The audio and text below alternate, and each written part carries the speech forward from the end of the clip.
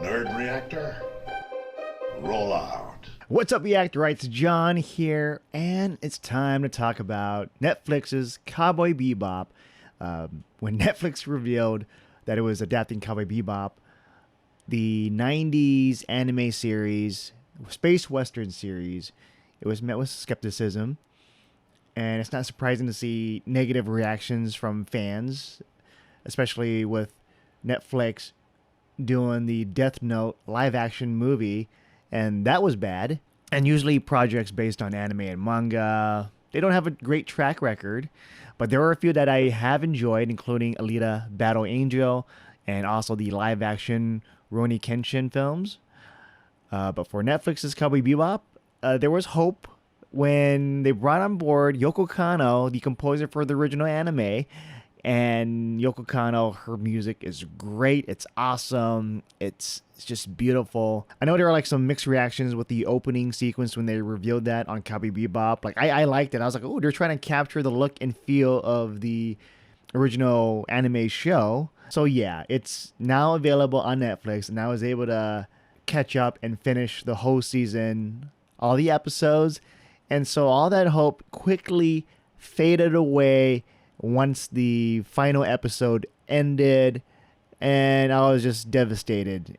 There are some bright spots with the series, but they are overshadowed by the weak direction, by the underwhelming supporting cast, the uninspiring fight choreography, and the weird edits to the original Cowboy Bebop music. Netflix's Cowboy Bebop follows 3 bounty hunters on the Bebop. This is an interplanetary ship and fishing trawler.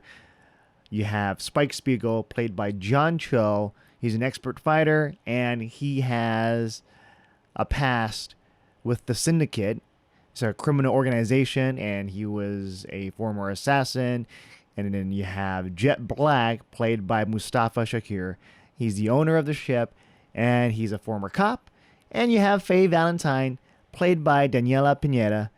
She's the newcomer of the ship, and she seems to be all about personal gain and just doing things for her benefit. And with these 3 characters, I think they really captured the essence of Faye, of Jet, and of Spike. Cho, he has that indifferent and lazy attitude, and I love that he's always hungry. He's always trying to look for noodles. And then you have Shakira showing off the compassionate side, like Jet. And then you have Pineda. She's arrogant, but then she's also determined. I love seeing like Faye and Spike. They're always bickering back and forth, and there are moments where Spike is showing his indifferent side, but it captures like the anime side where he's indifferent, but then there's a soft spot that he doesn't want to show, and you see that in the Netflix live action series. With all these characters coming together, it's fun to watch them interact, especially with their different past and their different personalities.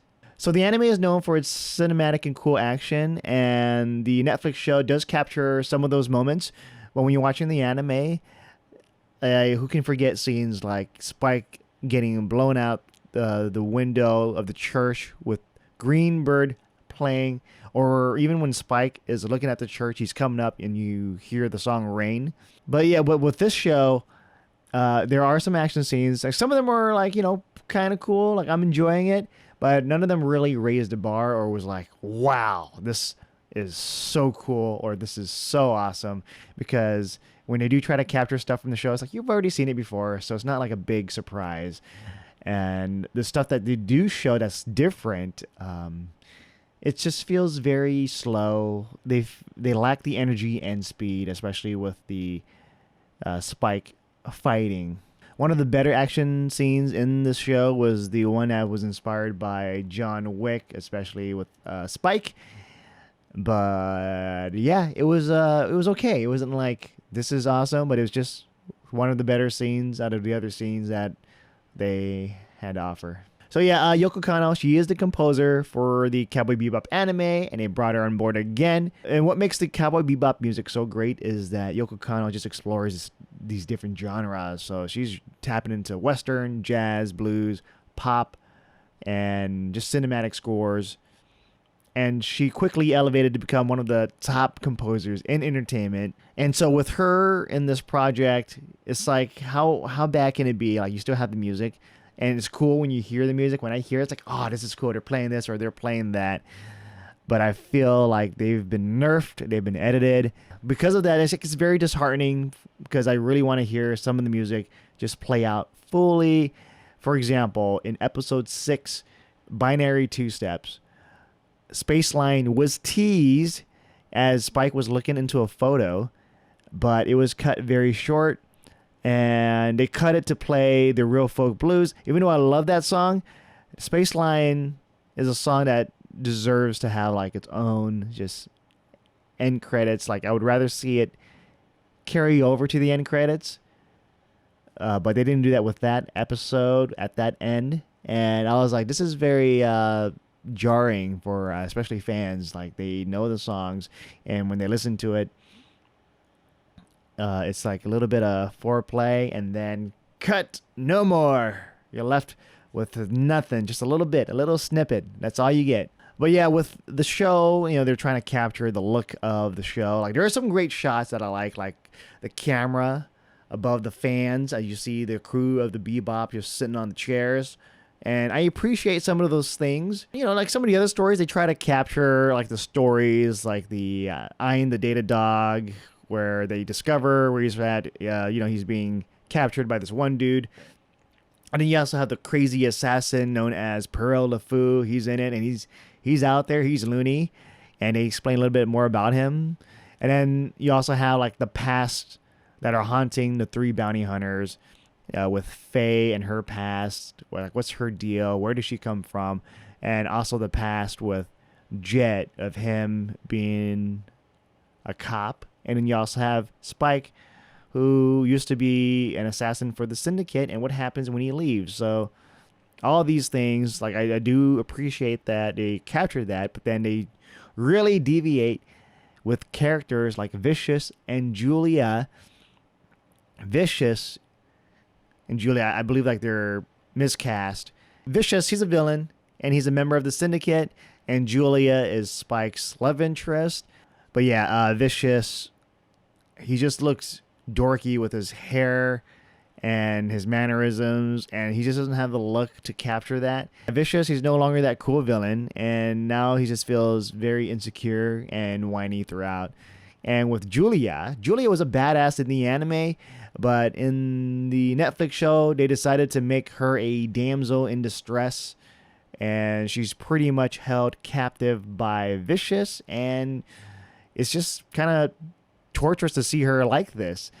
And what they did to these characters in the season finale, it had me in disbelief, and it was a huge departure from the source material. And so with that, it even changed the characters at their core, so I no longer recognize who these characters are.